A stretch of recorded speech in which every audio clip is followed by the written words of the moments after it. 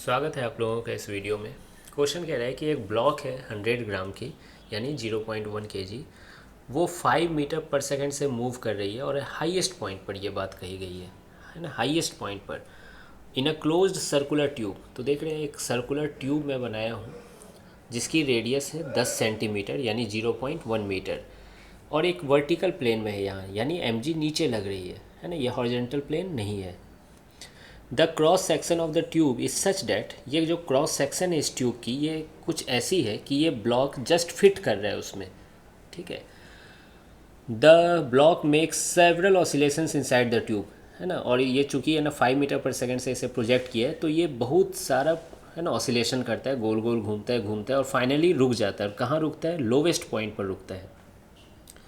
तो क्वेश्चन पूछा गया, find the work done by the tube on the block during the process. Tube ने कितना वर्क किया ब्लॉक पे, ठीक है। अब ट्यूब कैसे वर्क कर सकता है? तो पक्का ये फ्रिक्शन वाली ट्यूब होगी, है ना। रोका इसे किसने? फ्रिक्शन ही तो रोक सकता है, ठीक है, क्योंकि नॉर्मल फोर्स जो लग रही होगी ट्यूब के द्वारा वो तो परपेंडिकुलर टू डिस्प्लेसमेंट लग रही होगी हमेशा। क्यों?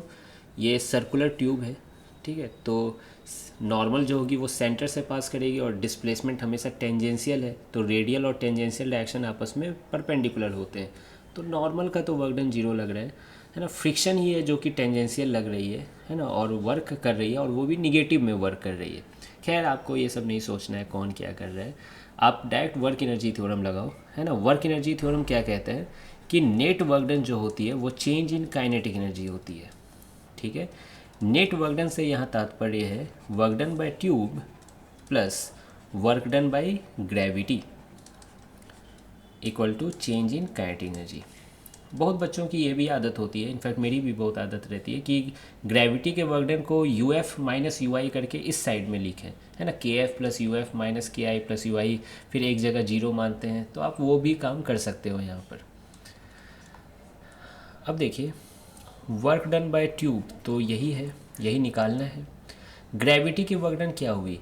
तो आप इनिशियली यहाँ पर हो, फाइनली यहाँ पर पहुँचे हो, ठीक है, नीचे।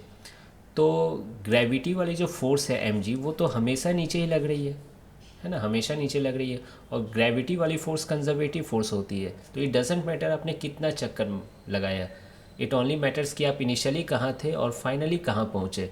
तो mg नीचे लग रही है और डिस्प्लेसमेंट भी है ना नीचे ही है, ठीक है। इनिशियल और फाइनल में देखिए कितना डिस्प्लेसमेंट है, 2r है नीचे, है ना। तो वर्क डन बाय ग्रेविटी क्या होगा? mgh, h की value 2r, okay. Final kinetic energy तो जीरो हो गई है और इनिशियल काइनेटिक एनर्जी कितनी है? हाफ एम यू स्क्वायर, ठीक है। तो वर्क डन बाय ट्यूब कितना हो गया, इसको उधर भेज दीजिए, तो -2 mgr minus half m u square.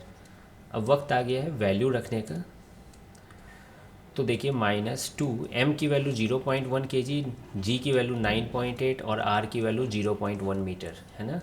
Half मास की वैल्यू अगेन 0.1 kg और u स्क्वायर 5 का स्क्वायर यानी 25। जब आप इसको सॉल्व कीजिएगा तो ये -0.196 आ रहा है और जब आप इसे सॉल्व कीजिएगा तो ये 1.25 आ रहा है। इन दोनों को जोड़ दीजिए तो 1-1.446 जूल आ रहा है। जोड़ना तो नहीं सिखाना है ना, ये तो जोड़ लोगे, और इसी को अप्रॉक्स में आप लिख सकते हो -1.45 जूल, जो कि SCV में आंसर की में दिया गया है। तो ये रहा आपका work done by tube, minus में ध्यान रखें, है ना, इसको अलग कलर से, हाँ माइनस है, माइनस बहुत इम्पोर्टेंट है। तो ये आपका आंसर हो गया। तो आई होप कि आपको ये सॉल्यूशन समझ में आया होगा। मिलते हैं फिर नेक्स्ट वीडियो में।